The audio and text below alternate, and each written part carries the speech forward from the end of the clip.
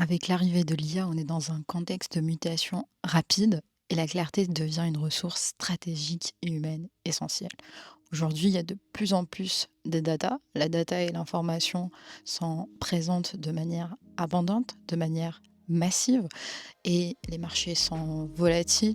Il y a une grande incertitude aujourd'hui avec le contexte économique et surtout politique actuel et de plus en plus que jamais, on a besoin de d'avoir de la clarté et de savoir où on va, pourquoi et comment. C'est pour ça qu'aujourd'hui, on va parler de clarté. Pourquoi la clarté est essentielle? La clarté dans le travail, on va aborder aujourd'hui la clarté dans le travail. La clarté dans le travail est primordiale pour plusieurs raisons. La première, c'est la réduction de l'incertitude. Quand les attentes sont clairement définies, il est plus facile de savoir ce qui est attendu de nous. Et ça réduit le stress et l'anxiété à l'incertitude. Quand c'est clair, on sait où on va et on est moins stressé. Il y a aussi autre chose, il y a l'amélioration de la communication.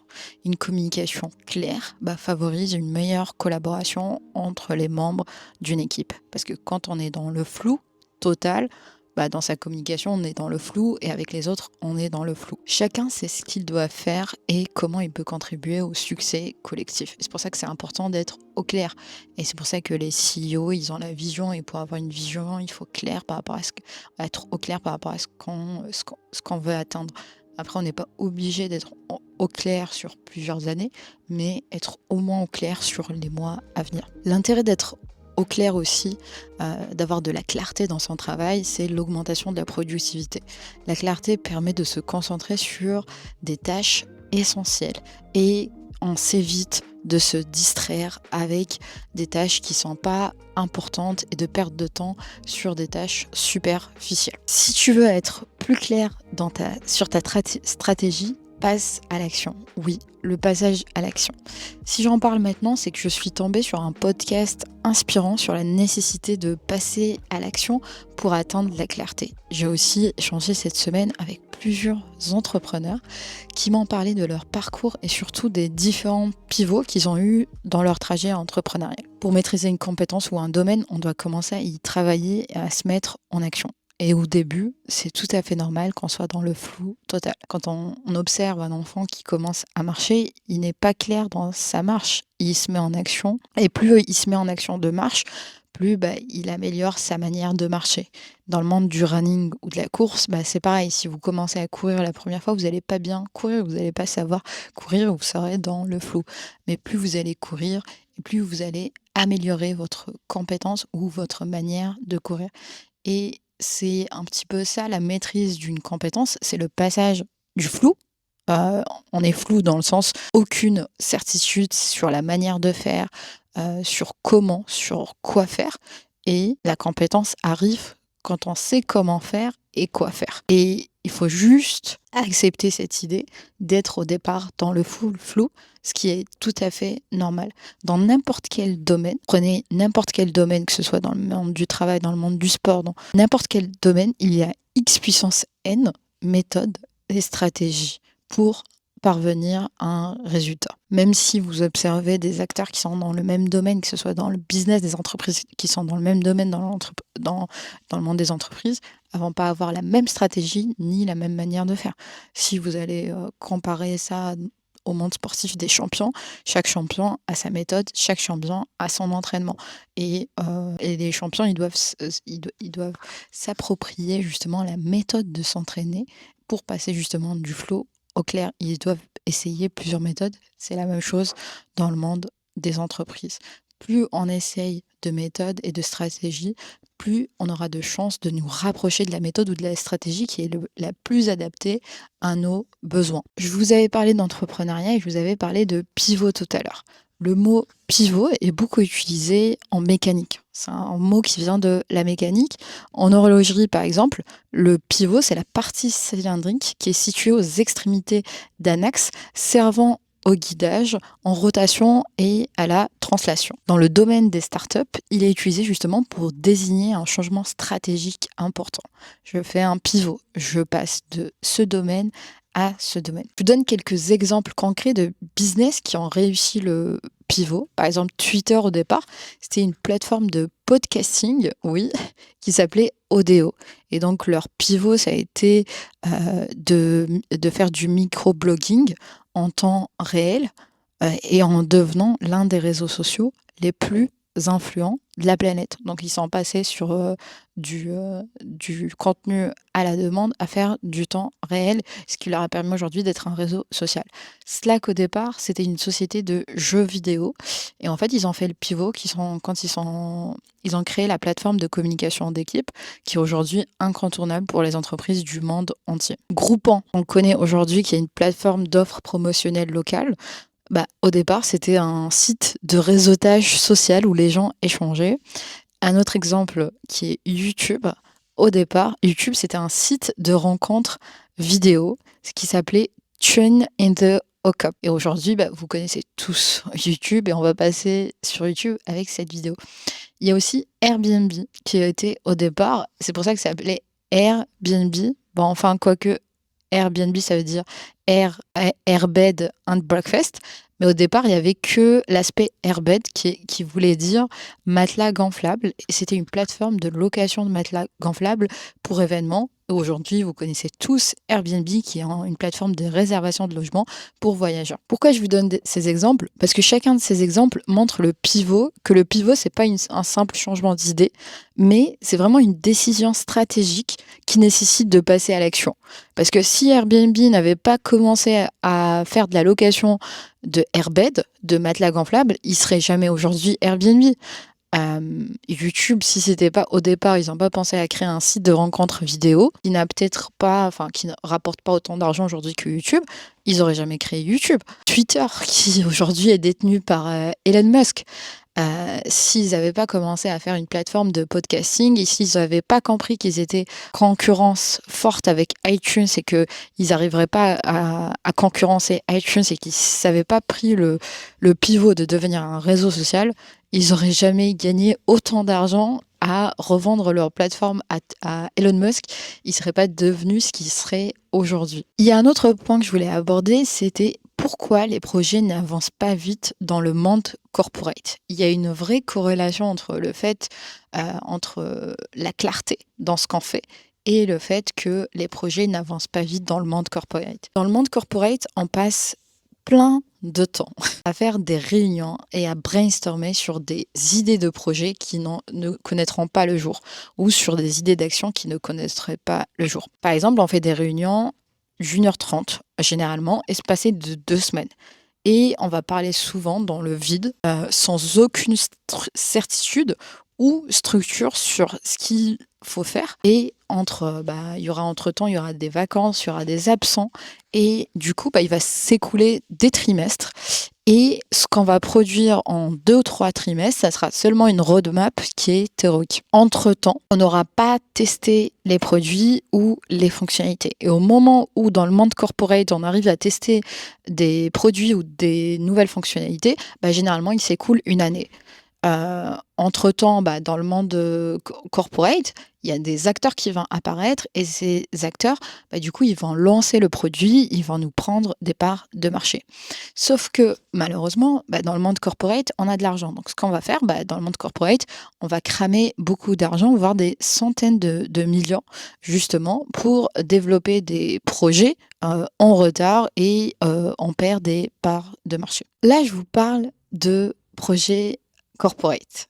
Mais ça se passe aussi, il y a la même chose qui se passe aussi pour les startups parce qu'on est humain et que ça touche aussi les startups. Et d'ailleurs, c'est la raison pour laquelle la majorité des startups échouent parce qu'elles n'ont pas forcément les finances des grandes entreprises et que du coup, les startups aussi, quand on est entrepreneur, on a une idée et elle est dans notre tête et on ne va pas forcément la mettre en exécution. Et entre-temps, on réfléchit et on perd du temps et de l'énergie à se dire oui, non, mais moi, il me faut 10 millions pour créer cette entreprise, il me faut cela et on sera jamais parti voir le marché. Et quand on va aller voir le marché, on se rend compte, non, que c'était pas forcément adapté. Je vous mets la vidéo du CEO de Netflix qui, lui, part sur le postulat qu'une idée, elle est toujours mauvaise. Et quand vous allez vous dire pardon qu'une idée elle est toujours mauvaise, bah, à ce moment-là, vous allez moins vous attacher à une idée, vous allez moins tomber amoureux d'une idée. About the shampoo idea. So, like, how do you know when to drop an idea and how do you know when to commit to an idea? What was the framework you're using? The framework is that every idea is stupid. There's everyone, listen, you probably haven't had a corporate job yet in your No, thank God. yes, thank God is right. Because there's this thing in corporate, I would say corporate America, but corporate world, and it's the brainstorming session. And they put everyone in a conference room and they go, we're going to brainstorm and try and come up with an idea for whatever it is. And he goes, but first, some ground rules for the brainstorming. Rule number one, there is no such thing as a bad idea. And I call bullshit. There's plenty of bad ideas. In fact, there's no such thing as a good idea. Every idea is bad. We just don't know why they're bad yet. And so the framework I approach, I assume all these ideas are ridiculous. I assume none of them are going to work. But here's the difference. The reason I start from that position is I don't want to commit the single worst thing you can do as an entrepreneur, which is fall in love with your idea. And you talk about the person who sees the dog throwing up and they go, I've got a great idea. And then what happens? Nothing. They go home and they go, this is a great idea. And they tell their partner, and their partner goes, oh, that's brilliant. I'd buy that. And so they go, okay. And they begin working on a business plan. And they write this 10-page business plan. And they're dreaming about how amazing it's going to be. Just think about when we have this line of, we can do cats too, and then giraffes. And, they've built this incredibly ornate business in their head, all based on this feeling that this must be a good idea. And you've got to nip that in the bud. And the way you nip it in the bud is you try, rather than dreaming how amazing this idea is, the first thing you think about, the only thing you think about is how can I quickly, cheaply, and easily collide this idea with a real person and find out, is it in fact a good idea or a bad idea? How can I do some kind of hack that will allow me to quickly find out whether customers actually would want this or not? And almost always you build this quick, cheap, down and dirty, I don't mean minimal viable product, I mean unviable, something you can quickly do, like turn the car around and mail a CD to yourself just to find out the basic premise of, can I actually use the US mail to send movies back and forth? Because if that had failed, well, great. On to the next one. And that's such a critical step. That's the framework that everyone has to have. It is not about having a good idea. Having ideas is easy and trivial. The important thing is how clever can you be to come up with a quick and cheap and easy way to test it. Why? Because I know you and me understand this, but I didn't understand this when I started my career. So I know that there's a lot of people listening right now that are probably right in the moment you've described. They've spent a year building up this thing in their bedroom. For anyone that can't see, he's got his head in his hands. They've spent a year in their bedroom building and working on this project. C'est vrai, c'est un petit peu la problématique quand on est entrepreneur. On imagine tout dans sa tête et en fait, il y a une décorrélation entre ce qui se passe dans le marché et ce qui se passe dans notre tête. Et je sais pas si tu le sais, mais je suis en train de travailler sur une plateforme de mise en relation entre les freelances et des sociétés, des entreprises qui recrutent des prestataires de services. Et avant justement de commencer à développer le code, je suis en train de créer le MVP. Si tu es CTO, si tu es manager d'équipe, de dev, d'ingénieur, de chef de projet, en tout cas si tu travailles dans la tech et tu recrutes des consultants en prestation, enfin des consultants, donc si tu recrutes des personnes en prestation de service, j'aimerais beaucoup avoir ton avis sur quels seraient tes besoins justement pour recruter tes prestataires et comment une plateforme pourrait t'aider pour cela. Si tu es intéressé justement à m'aider à imaginer, à sortir de ma tête et de mon monde imaginaire et à passer à la réalité, je t'invite à prendre rendez-vous, à prendre rendez-vous quand tu es disponible pour qu'on puisse échanger et comprendre comment je peux aider les entreprises et à recruter des freelances et comment je peux aider des freelances à trouver des missions rapidement. Le lien est en bas et on continue avec la vidéo. Why is that a terrible idea? It's such a waste of time because what happens is two things happen. One is this idea becomes so large and ornate and complicated in your head that you go, okay, Mark, I didn't need to get started. I need to raise $5 million because it's going to have to hire all these people to build this thing. And they're probably building absolutely the wrong thing. You can't just go ahead and base on what you think is going to happen. You've got to start from a position of real information. Listen, perhaps the cleanest way, since we have a bit of time, is to give you an example. I do a lot of work with university students. Ok. And I was meeting with a young woman who at the university, and she goes, okay, Mark, I've got this idea.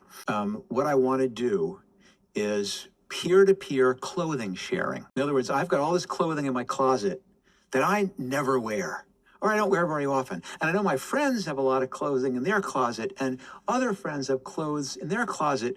It'd be great if we had this website and we could all post what we have and we could borrow each other's clothes. And I'm going, okay, that's interesting. What can I help you with? She goes, I'm trying to figure out, should I drop out of college to do this? How do I raise the money to hire a team to build this for me? And I went, whoa, slow down here. Okay, interesting idea, but let's figure out if we can come up with a quick and cheap and easy way to collide this idea with the reality. And I said, do you have a piece of paper? She goes, yes, smartass, I'm a college student, I have a piece of paper. I go, great. All right, do you have a magic marker? She goes, I have a marker. Do you have a piece of tape? She goes, got a piece of tape. I go, all right, I want you to write on the piece of paper, would you like to borrow my clothes? Knock. And I want you to tape that to the outside of your dormitory room. And we're going to find out in the next 24 hours whether the very, very first principle behind your idea is real. Is anyone going to knock? Because if nobody knocks, well, you've learned something very important right there. This thing you think is so attractive might not be. But let's be optimistic. Let's assume a bunch of people knock. Great, you've learned something. But you're also going to learn the next thing, which is, are there problems with fit? Are there problems with style? Are the people who knock and look at your clothes actually going to want any of them? All right, let's be even more optimistic. Let's say they do find out ones they want to borrow. Well, you're going to find out the next piece. How do you feel when your favorite blouse comes back stained or torn? You're going to find out about the cost of doing dry cleaning. You're going to find out all of these things, and you're going to find about all of this with a piece of paper, a tape, and a marker. None of this raising money, dropping out of school, and doing any coding. You're going to do something very simple. Now, is this scalable? No. Is this repeatable? No. But that's fine. You're going to do it all with 3x5 cards or on a pad. You're going to do it manually, and you're going to start losing your mind. But when you finally get to the point where you are ready to go and maybe raise money or drop out of school, you're going to know what you're dropping out of school for. You're going to know what you're raising money for. You're going to be able to tell someone, here's my acquisition cost. Here's my lifetime value. Here's my CAC. You're going to know all of these metrics. You're going to know the complexity. You're going to have tried all these different things. You're going to know what demographic, and you found out all of that for nothing except for your time. That's what I mean by figure out some way to validation hack. And that is the key to being an entrepreneur. You have an idea, quickly, cheap and easy, test it, find out it's ridiculous, abandon it, go on to the next one. It's funny because obviously I'm a Dragon on Dragon's Den, which is basically a show like Shark Tank where we see 100 pitches a year from entrepreneurs. And what I observe in some of those pitches, especially when they're a little bit early on and they haven't got product market fit quite yet, there hasn't been ever. Pourquoi l'action guérit la peur? On dit souvent que l'action guérit la peur. Et en fait, la peur, c'est la réaction naturelle du cerveau face à une menace perçue, orchestrée principalement par l'amygdale, ça c'est en sciences des neurosciences, qui déclenche des réponses psychologiques et comportementales pour préparer justement l'organisme à agir. On va avoir la fuite, se défendre ou s'immobiliser lorsque l'on passe à l'action. Plusieurs mécanismes neurobiologiques et psychologiques entrent en jeu pour réduire justement cette peur. Et c'est pour ça que l'action vient être une solution. Donc l'action va canaliser l'énergie qui est générée par la peur. La peur provoque une libération d'adrénaline et de noradrénaline, préparant le corps à une réponse rapide. Agir, justement, ça permet d'utiliser cette énergie pour une réaction concrète. Par exemple, la fuite, la défense ou l'adaptation. Ce qui réduit l'intensité de la peur et évite qu'elle nous transforme en anxiété paralysante. Parce que la problématique de la peur, c'est qu'elle nous paralyse. Et là, je vous parle de peur de manière générale. Vous allez penser à une peur où j'ai peur de l'arrivée d'un serpent. Mais la peur, ça peut être aussi dans le travail. J'ai peur d'échouer dans ce projet. En tant qu'entreprise, on a peur. On est des responsables, on a des rôles importants au sein de la société. On a peur de prendre des actions. En tant qu'entrepreneur, on a peur. Et du coup, on va être paralysé, on va rien faire. Et c'est tout à fait normal et on est des êtres humains. Justement, l'action va permettre d'offrir un sentiment de contrôle. Prendre une initiative, même minime, face à la peur, ça redonne un sentiment de maîtrise sur la situation. Ce sentiment de contrôle, il est justement essentiel pour diminuer l'impuissance qui alimente la peur et l'angoisse. Ce qui est intéressant aussi avec l'action, c'est qu'elle modifie l'apprentissage et l'expérience. En agissant, on confronte la peur à la réalité et l'on apprend. Par exemple, la menace est souvent moins grave que ce que l'on s'imaginait, parce que dans sa tête, on s'imagine des scénarios. Et ce processus d'apprentissage permet au cerveau d'ajuster sa réponse émotionnelle lors de situations similaires à l'avenir. Par exemple, pour enlever la peur de certaines personnes, les personnes qui ont peur des serpents comme moi, je suis pas encore en mesure de me débarrasser de ma peur des serpents, mais par exemple, pour se débarrasser de la peur des serpents, ce qu'on va faire, c'est que la première fois, on va vous donner une photo d'un serpent. Vous allez juste voir la photo du serpent. Les personnes qui ont peur d'un serpent comme moi, rien que la photo, accepter de voir la photo d'un serpent est stressante. Après, on va vous montrer une vidéo d'un serpent qui fait peur et troisième step, on va vous emmener dans un endroit où vous allez voir un serpent dans une cage, dans une box qui soit fermée. Et la quatrième étape, on va vous faire sortir le serpent. Pourquoi y aller step par step? Parce qu'en fait, le fait de voir la photo du serpent et voir que finalement il vous a pas attaqué, ça vous rassure. La vidéo, vous allez un petit peu ça va vous rassurer aussi. Et quand vous allez le voir dans une cage, il va vous rassurer parce que vous allez voir qu'il s'attaque pas à tout le monde. Et donc on y va en fait petit à petit. L'action, justement, va modifier l'apprentissage et l'expérience, justement. Parce que dans notre tête, on se met plein de scénarios. Et quatrième point aussi, pourquoi l'action est intéressante? Parce que l'action interrompt le cercle vicieux de la rumination. Quand on reste passif à la peur, on favorise la rumination et l'amplification des scénarios catastrophiques. L'action, au contraire, elle mobilise l'attention sur des solutions concrètes et interrompt ce cercle vicieux. Le fait de ruminer, c'est juste d'aller dans le passé, de dire oui, j'aurais dû faire ça, et je continue à me dire j'aurais dû faire ça, et je passe jamais à l'action. Et d'ailleurs, je sais pas si, comme moi, vous l'aviez remarqué, les personnes malheureusement qui sont bloquées dans un cercle vicieux où elles ruminent, elles passent jamais à l'action et vous leur dites oui, ok, mais ça c'est le passé, mais aujourd'hui tu peux passer à l'action. Mais en fait, elles restent dans un cercle vicieux où elles ruminent. Pourquoi? Parce qu'elles ont du mal à faire ce baby step et je suis sûre que si elles font le baby step, il y aura un step un peu plus moyen et après une étape un peu plus grande. Le cinquième point, pourquoi l'action est aussi importante, c'est que l'action est une réponse évolutive à la peur. Sur le plan biologique, la peur est conçue pour pousser à l'action afin d'assurer la survie. Si un aigle, enfin je dis aigle, mais si un lion nous attaque, on va courir. Donc on n'est pas censé être figé, parce que sinon, du coup, c'est notre survie dans la planète. Et donc l'immobilisme, sauf en cas de camouflage nécessaire. En tant qu'être humain, on est censé être immobile, que vraiment si on doit se camoufler. C'est la nature d'ailleurs, même pour les animaux. Et donc, c'est rarement la solution durable d'être immobile. Et donc c'est en agissant que l'on apprend à mieux à maîtriser la fonction première de la peur qui est s'adapter et survivre. Pour conclure, donc la clarté dans le travail, c'est un élément clé pour réussir dans un environnement professionnel. J'ai parlé beaucoup de peur parce que souvent, en fait, au départ, on est dans le flou. Et le flou, c'est normal d'être dans le flou. Mais malheureusement, être dans le flou, dès le début, va créer une peur. On a peur de se lancer.